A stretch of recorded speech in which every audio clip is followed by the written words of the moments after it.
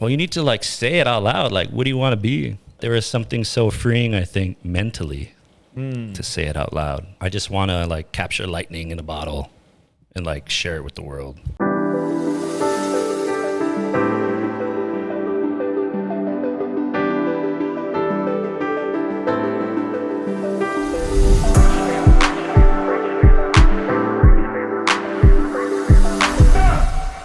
Hey, what's up, everybody? Paul Tully with the FY Podcast. We are in Hawaii. We are with Tait. Tait is a producer and he's a sound engineer. We're going to talk about his new venture, his company, what he's doing here in Hawaii. He is born and raised in Hawaii, which is super exciting. And I'm super excited to be here. Tait. Hey, thanks for having me. Yeah, man. Welcome to the platform. I feel welcomed. Aloha. Aloha. I learned a lot about aloha and the meaning behind it and love. And so I like it. I like it. Yeah. Hawaiian language is a really beautiful language, and I'm part Hawaiian myself, 25%. Wow. And there's an interesting reason why, like, we know the percentage of our blood, right? Yeah. Talk about it. And I don't know if you know, but America took over Hawaii and kind of left our people kind of displaced. And so in order to kind of take back some of that, there became this thing called Hawaiian homelands, and you had to be a certain percentage of Hawaiian in order to qualify to get those lands. Oh, and so that's a thing that still continues to this day. And so usually when people say, oh yeah, you Hawaiian, they'll be like, oh, how much percent are you? Gotcha. And so that's kind of something that you got to know. So, And the rest doesn't matter, like 25% Hawaiian, and then the rest is from my mom's side. So yeah. So it's kind of like Native Americans on. exactly. Right. Yeah. So kind of like that.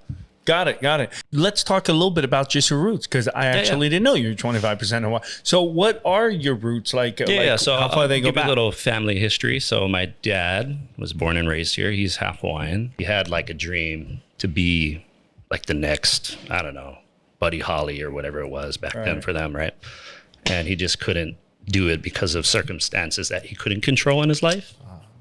And so I don't know why I'm telling this story, but I feel like a lot of his story kind of inspires me to kind of carry out that, that dream of music, right? Yeah. And that's kind of what it's all about. On my mom's side, she's from Las Vegas, Nevada. And so growing up, we kind of have that kind of background. Like, we weren't in church until a certain point. I think I was like in second grade, and we started going to church like every weekend.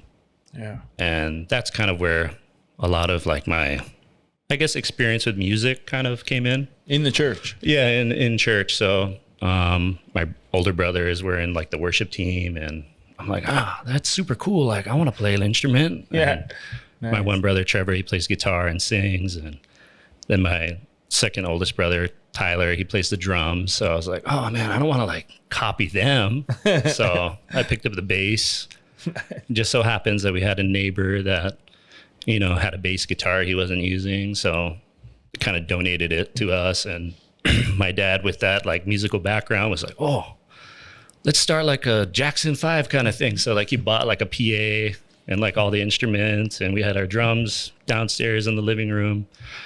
Speakers, and he just kind of set it up for us. So early on, he was a huge like supporter of the musical dream, and kind of what kept it alive in our family, at least. What's cool is your grandfather's military, your dad's military. You never thought about? Yeah, no, I never wanted to join the military. I thought about the Navy at one time, because we went on a family day with my wife's I think uncle or cousin. He was a commander of a destroyer. So we got to go on the family day, shoot the big guns. And I was like, man, everybody's cleaning and they're playing music. And like, this looks like a lot of fun. Like, I should have joined the Navy. Like, yeah. They're not in the trenches. I mean, I know they're putting on like the best show for family day and stuff. But of course. There's a part of me that was like, man, I missed out on like all this camaraderie. But yeah, I never wanted to fully do that. I think because it was always like kind of forced. Like, my mom also worked for the military, and she was like an assistant to the Surgeon General here. Wow. Yeah. And so she would always be like, yeah, military has good benefits and it's going to be a great retirement. My dad, the same way. Both kind of like, we're in that Pearl Harbor kind of workforce zone. Yeah. And like, yeah, benefits and security and all this stuff. And I'm just like, I don't want to do that. Yeah. That's not my life, right? Yeah, I was just gonna say, what is the vibe like with Pearl Harbor obviously being a huge staple of the island, but for say locals, like what is the view of the military? I mean, you kind of just led into it. Is it like a colonization feel, like they came here and? Yeah, I mean that's pretty much kind of what happened. That's why, and that's history. That's true. But I think for a lot of working class local people, like that's the Cadillac job that you can get, right? Like the most cushiony job you could get is if you can get into the Pearl Harbor shipyard, then you're going to be set for life and you don't got to worry about anything because it's so expensive here. It's so hard to do anything or like, you know, pursue these creative endeavors like music or art or whatever it is, just because it's so dang expensive. Yeah. I mean, and it seems like it's everywhere, right? I mean, like LA is so incredibly expensive to live. I mean, New York, you know, Chicago, everywhere. All these big cities with like a cool attraction factor, there's a cost associated with that. Yeah. Now, is there affordable living options here in Hawaii? I don't know anything about the political structure here. Yeah, without getting political, I mean, I can talk a little bit about it because we're kind of on the lower income side. And growing up in Hawaii, like it's not uncommon for people to get married and live in their parents' house. And so like that's what me and my wife did with my parents for the first, I don't know, like 6 years of our marriage. Yeah. And we were in a studio apartment that we built ourselves. Nice. In that little, you know, living room I was talking about with all the music stuff. So like we moved into the jam room, had 2 kids in this small little studio, and the only other room was the bathroom. So you couldn't go out and like get mad in a conversation and I'm going to go to like my room and lock myself and play video games or whatever. It's like, I'm going to the bathroom. I'm just going to sit there. So it's really humbling, I guess, living here and trying to make it, because you talk to any other like 18, 19-year-old person that gets married and they're out of the house. Like they're doing their own thing, like in the mainland. And like we're trapped in a studio apartment under our parents' influence. And so there's a lot like emotionally and mentally like riding on all of our lives. And I think that's also why there's that kind of imposter syndrome that, you know, Kay was talking about earlier, because we have all these expectations of other people floating around in our head of what our lives are supposed to be and what we're supposed to do. What just hit me for the first time when you just said that imposter syndrome and the expectations, and over on the mainland, people at 19 get married and move out. I think that is how it used to be. What I'm learning now, the more people I enter, actually, it's very common everywhere that's happening. People cannot afford. I mean, and you mentioned what that does to the mental health and your self-esteem. And I'm living with my parents, with my wife, and that's really common, man, in other cities too. And what just hit me is I feel like the more we're honest in the world and we communicate, it will help. And that's the problem with, even though there's social media, right? I mean, YouTube, the problem with social media in general is that it leaves these false narratives of how other people are living, which makes us feel like failures in how we're living. And I'm here to say a lot of people, most of us are struggling to pay the rent, man. And a lot of young people, and I think people need to be more honest about that. So people like you that are sitting here saying it realize how much we're alike and how much you and your wife are just like the person in LA or not even just the big cities. I mean, I had a guy on the platform named Wilson Ramirez. His episode was great. Him and his wife were living in their van with their 3 kids and their dog in their van. So we flew to Atlanta to interview him. And his episode's very powerful. This is an actor who was on a show. He was recurring on a major network show, but he couldn't afford the rent in LA, not with a wife, 3 kids. And like they literally were living in a 1-bedroom, barely making the rent. So they decided as a family to move into their van. Wow. They lived in their van for 6 months and saved that. He was working full time still at night, and they saved the money to get a bigger apartment. So let's move it on to, more importantly, you. And okay, so you and your wife are living there. You're doing what you have to do, and you're there 6 years. Right. And when did you guys decide to start a business? Okay. Yeah, growing up, so with that influence of, expectations and having a successful job and all this kind of stuff, and being a provider as a man in a household, right? Like, I got to work and pay the bills. And so we decided early on that, we have 2 kids. We have a son that's 10 and a daughter that's turning 7. So we decided that she would stay home and I would work, and we would live at the parents' house and try to make it work that way. And eventually, like, her parents' place opened up, which was a little bit bigger space, 2 bedrooms now instead of a studio, which is doable for the foreseeable future. So that's where we are now. But through this process, I think there was a lot of stripping away for me, especially just coming into a marriage, right? That's such a big life change. A lot of people don't realize that before they get into it. I certainly didn't until like I took the plunge, right? But gladly.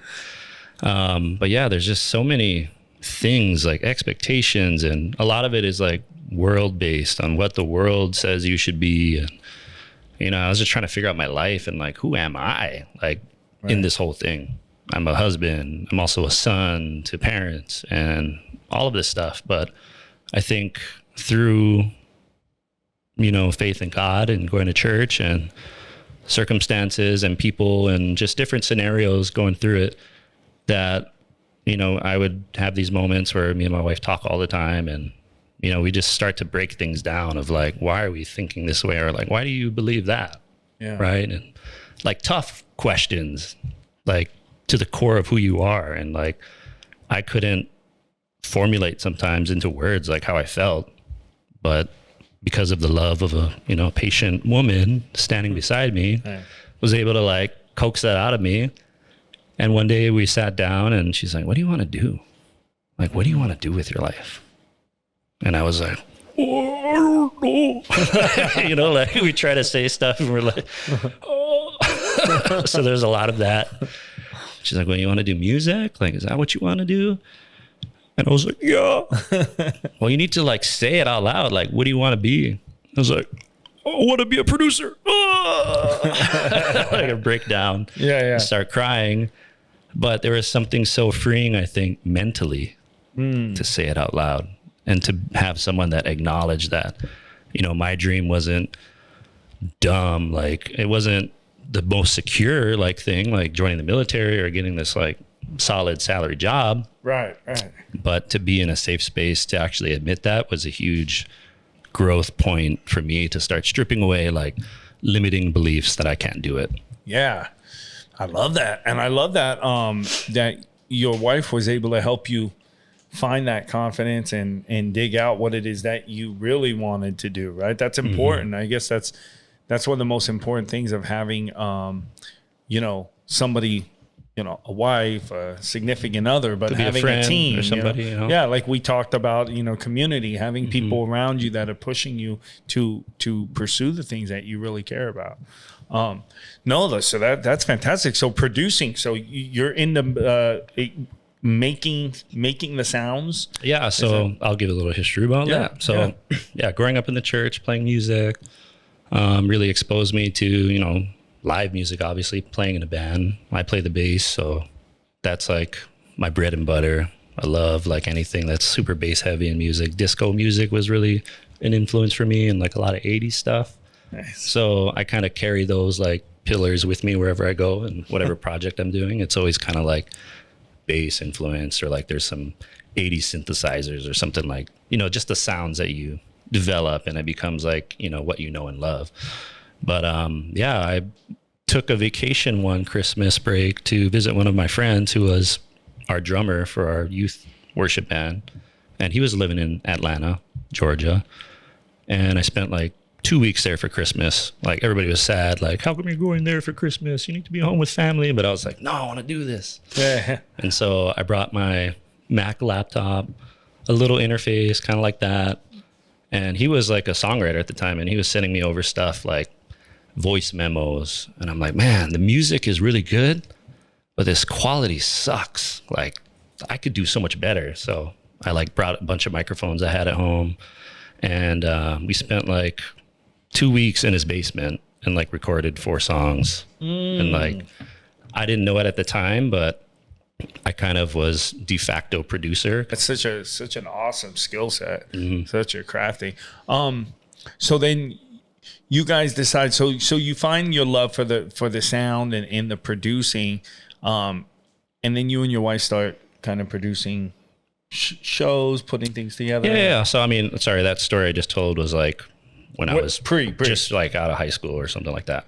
Oh, and I want to actually go back and touch on that. So then the church played a significant role in this. Sure. I mean, getting your hands on and actually doing the music in the church. Right. I mean, every weekend for however many years it's been since I've been going there, it was like, you're playing Friday night, you're playing Sunday morning. Yeah. Pretty much there all weekend. So like church is the second home that we have, right? Well, before we get into the business and stuff, let's get a little bit of obstacles for Tait. What has been a life obstacle along that really stands out for you, where you really felt, and you could go as deep as you want or not, but that you really felt like, yeah, have you had those moments like there's no hope? Like, oh yeah, totally. I mean, first of all, admitting what I want to do and being okay with like my own dream and like satisfying what I want to do instead of just always serving everybody else around me. But like, hey, this is for me. Yeah. Being able to get to that point, I think, was an obstacle. And now more so it's, or another early one actually was, well, do I have time for this? Because, I got kids, I got work, got church on the weekends. And I think really just honing like and finding a schedule to stick to. Yeah. And being consistent. And my wife is a huge supporter of that and would like let me have the house to myself when we were in the studio to like record my band for like 4 hours on a Wednesday night. Nice. Right. So being able to have like time and a space, I think, is a huge obstacle. You just said something that I wanted to touch on. So was there, it's like, I could relate with that. When you want to do something for yourself, that's positive, that's something you believe in and you're passionate about, but then there's that conflict of, am I being selfish? Right. Am I like, should I be out there doing this for my family and stuff? Was that something that totally. Really you battle with? Yeah. So is that how you and your wife started coming to honing together this like business and exactly, and I mean vice versa too. Like she has a photo shoot.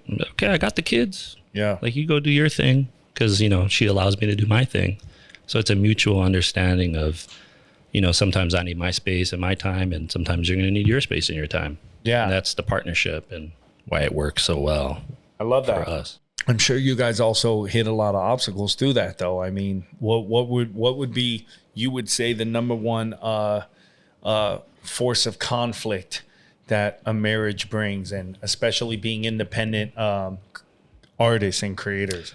Yeah, I think not getting irritated with each other, and that's such a general thing to say, but really knowing that she's not out to get me, and like a lot of this through. Just our marriage in general. We've been to like marriage conferences and all these like meetings and stuff. And each time we do those things, like we gain a little bit more information on how to navigate a situation. Right. So it's not like we hit the golden buzzer and like, oh, we know how to like have a perfect marriage. Like it's still not perfect. And we still have like moments like this morning, like I was mouthing off because like I didn't have my coffee, and she's like, can you just not like say it that way? I'm like, okay, I'm sorry. Like, I'll apologize and we'll move on. But, before, if I didn't like have that experience of, conflict resolution, I would have been like, oh, I'm offended because she talked back to me or whatever it was. I didn't get any respect, but it's not like that at all. I mean, for those of you who are young and married, to like allow each other to make mistakes and, support each other through that and not give up and be like, I want to get out of this relationship. But like the more hard things you go through, the better you're going to be in the long run and the easier it'll get. Does your faith play a big part in your commitment to to thinking these things through and to working things through? Because I feel in our country, a lot of times things are so easy to just walk away now, you know, and Yeah, marriages disappear. And a lot of people will say, you know, religion or God is a crutch. And I'd say, yeah, and I'm thankful for it. Because I can't do anything on my own, right? Like, I don't have all the answers. That's interesting. Yeah, like that's a good response. It goes, God's a crutch. It's like, yeah, and I have 2 broken legs. So thank goodness that I have this crutch. Yeah, I'd rather lean on, you know, him than my own self and dumb ways and how I interpret the world. So, I mean, yeah, it's important to have that element of faith in whatever you do. I mean, it doesn't have to be Jesus Christ. It could be whatever it is for you that you believe in. But just knowing that we should not be in control. Yeah. I mean, every time I'm in control of anything, I'm usually going the wrong way. I'm like, wait a minute. Yeah. No, awesome. So what's happening now? You guys got your business going. Yeah. You know, how's that? Is it growing? Is it where are you at with it right now? It's slowly growing. And yeah, sorry about all the church and marriage, but I mean, it's never apologize. It's such your faith. Integral part of the story because the church actually supports like my space and where I'm set up. So can I say something? I think that we shouldn't have to listen. Here's the problem. When you mention Jesus Christ or church or God, and then you feel an immediately uncomfortable, like I don't want to offend people, or when you mention patriotism and you crunch up, that's a problem. If you have faith, be you. If you don't have the faith, okay. You know, you shouldn't have to apologize. Don't apologize. It's great, man. All right, I'm making no apologies. All That's right. No, you know what, Tait? Listen, I know we live in a world, and I should be the first one, right? Because it was my podcast here. I should be the first one like, oh, I don't want to offend the subscribers and people. No, man. I want people to start knowing that you're a man sitting here talking about, you've been married 11 years. You got married at 22 years old. You have a 7-year-old and a 10-year-old. Appreciate you proudly talking about your faith. That's great. Thank you. So, and you're winning, man. Look you're winning. You guys are doing great. You're getting by. You know, you might not be at the top of the mountain where you want to get, but none of us are. We're just getting by day to day, brother. So, right. So I'm excited for that. So you guys are growing. I mean, it's moving slow, but you're going in the right direction. Right. And what are your hopes if there was a 5-year plan? Where do you see what would be the dream for you two and your business? I think right now, at least on my side, I mean, I started recording bands and doing that whole thing and kind of taking people kind of like Kea who don't really know themselves and know their sound and kind of giving them direction. And so I kind of like that grassroots kind of feel, right? You take someone that has talent and they don't even know they're talented, but you see it in them and you're like, hey, you know, you got it, whatever it is. And I want to enhance that for you and like come alongside you and like propel you to the next level. And where you go from there, I don't even know. That's up to God and you, where you take that. But I just want to like capture lightning in a bottle and like share it with the world. And that's kind of the vibe. I love that, man. I love that. Yeah. It's that's Aloha. Yeah. All right. That's what it is. It's like seeing something, sharing it, being communal, helping someone else launch, which in turn, is you launching. And that's great, man. I think that's beautiful.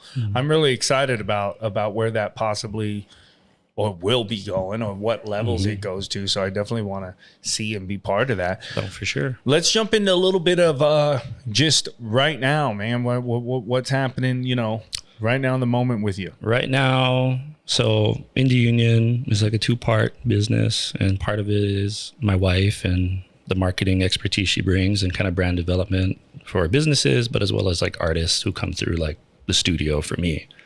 And I'm more on the recording side, producing side.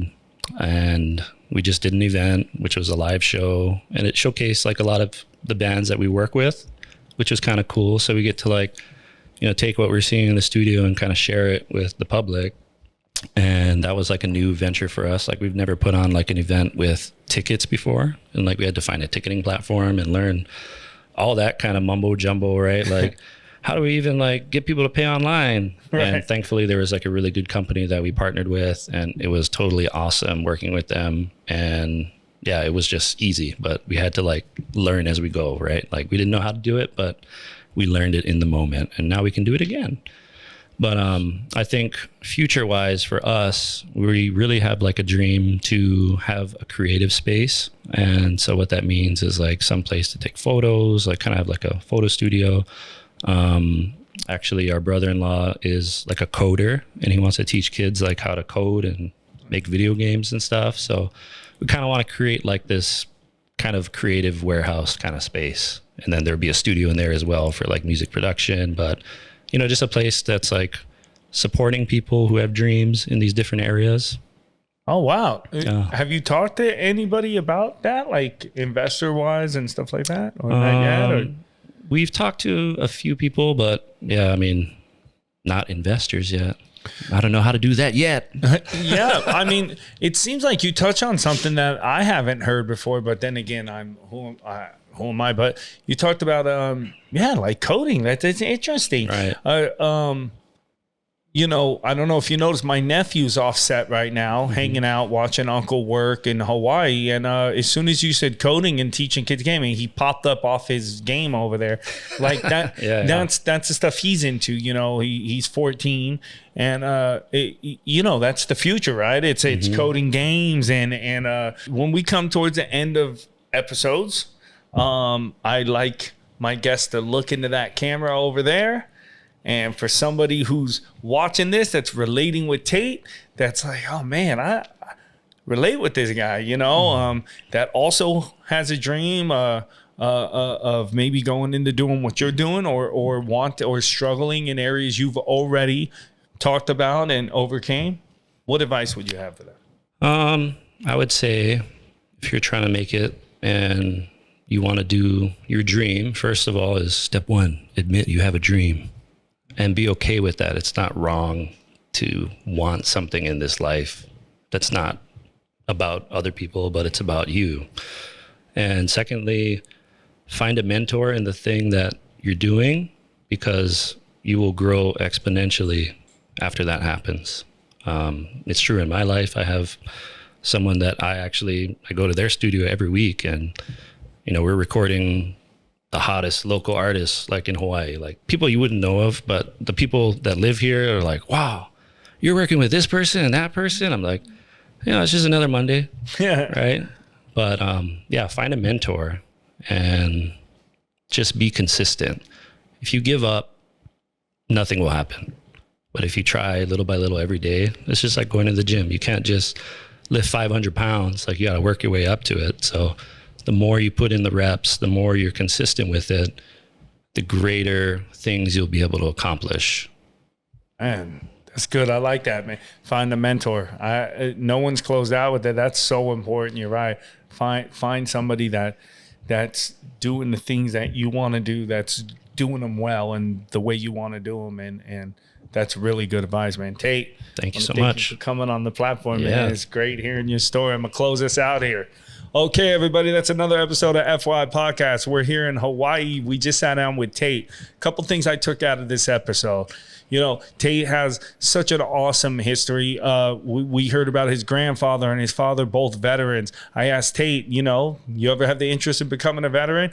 And he didn't. But what he did take was a passion that his father instilled to music. So what I got out of that is like, we don't always follow the exact footprints of the people in front of us, but sometimes we take a little bit of gems from them, and they live through us that way too. So, you don't always have to exactly do what your ancestors do, but, just keep them with you, and we instill things in the people that come behind us. A couple other things that I really took from this that hit me, that were important to me. Tait talked about being a young husband and a wife and being supportive, and he kept it real. They have problems, like all people have problems, but they fight together. They work together when they have the situations, arguments. They try to come to understanding and respect both of each other's outlooks on that situation. They're raising kids. They're starting from the humble, bottoms, and realizing that, look at all the progress that they make by working hard and doing what they want to do. Most importantly, as a team, they decided they want to pursue dreams. He didn't feel that his dream was really something he should do. He felt a little, like he was being selfish. Like, who am I to go chase that when I need to work? I need to be the man and provide. And his wife brought that out of him, helped him find what his passion really was, which is important. He closed out with find a mentor. He has one. He has a wife in his corner who believes in him. He believes in her. I think that's beautiful. He mentioned God. He mentioned the church and how important that is to him. Don't be apologetic. What's important to you is important to you. Be proud of what it is. For everyone out there, you might have different views. You might have different beliefs. Be proud of what it is. As long as we're not hurting each other, we're not physically, putting each other down, let's grow together, man. Be proud. Nobody should have to worry about saying God and offending people. If that's your belief, have that belief. Let's respect each other. Let's be aloha. From Hawaii, Paul Tully. See you on the next one. You should never stress about the problems you be facing. Everybody in the mud on the struggle trying to make it. Look into the mirror and you see the motivation. Then you step into the world and you find your inspiration. I'm finding inspiration, and once I get a hold of it, I'll never get complacent. Look into the mirror and you see the motivation. Then you step into the world and you find your inspiration.